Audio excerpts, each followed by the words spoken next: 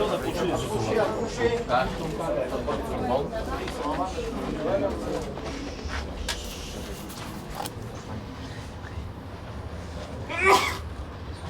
Je vais dire quelques mots sur le coffre que l'on appelle l'Arche de l'Alliance.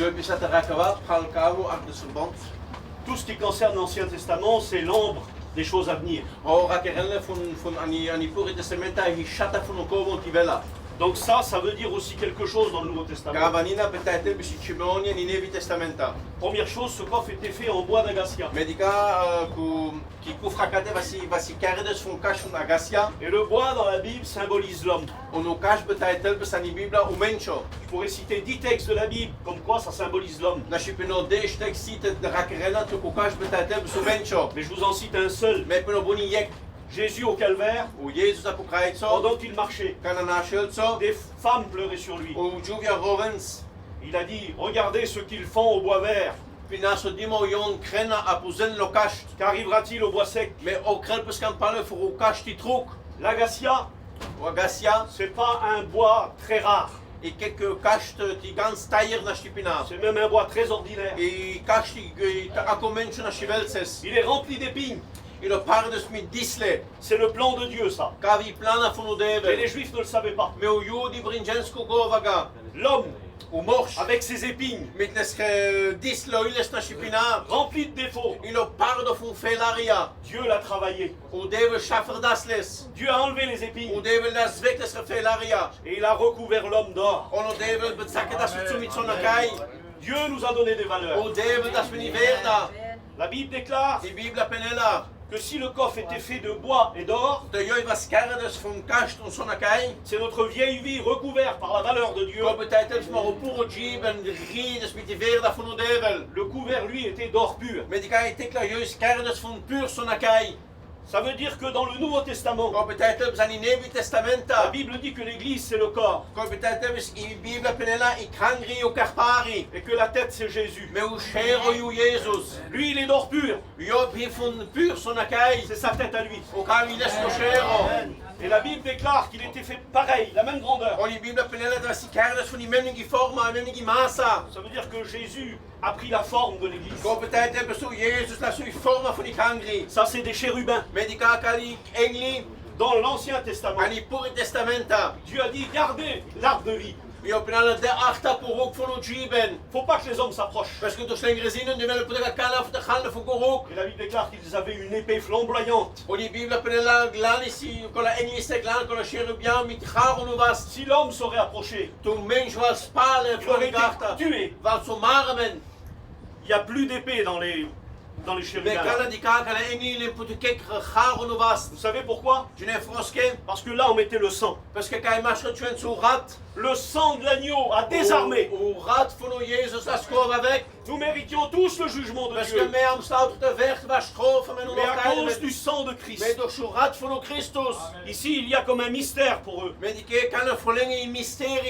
Ils regardent le sang. Il y a comme une interrogation. La Bible même déclare que les anges n'arrivent pas à comprendre la sagesse infinie de Dieu. Mais cette sagesse est expliquée par l'Église.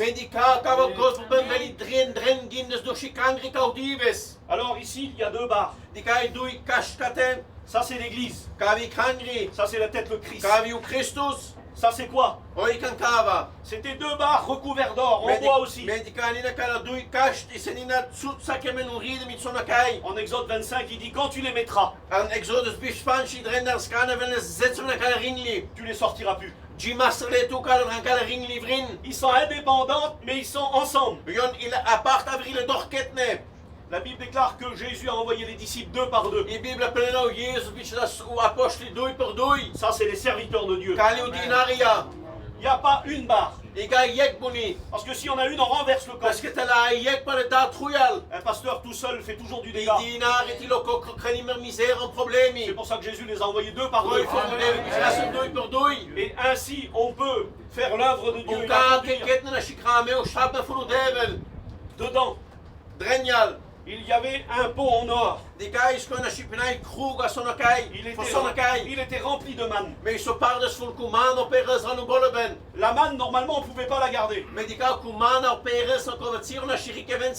On la gardait un jour, elle pourrissait. Eh bien, Dieu dit, mets un pot de manne dedans.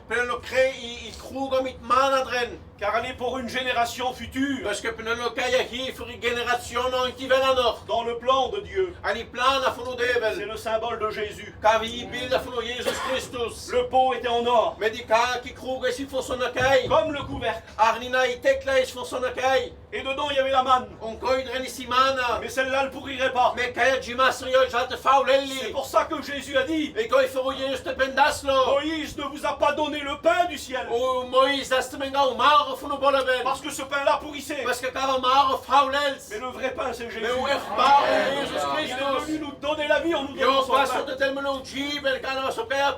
Il y avait aussi la loi. Ça veut dire que c'est les Juifs. Dans le plan de Dieu, il y a Israël. Et chacun chemine. Israël va vers son destin. Et l'Église est aussi là. Et il y avait le bâton d'Aaron. Il avait été coupé. C'est la mort de Jésus. Mais il a refleuri. C'est l'image de la résurrection. Il est ressuscité, il intercède pour nous. Que son nom soit béni. La gloire. Amen. Amen. Merci Jésus.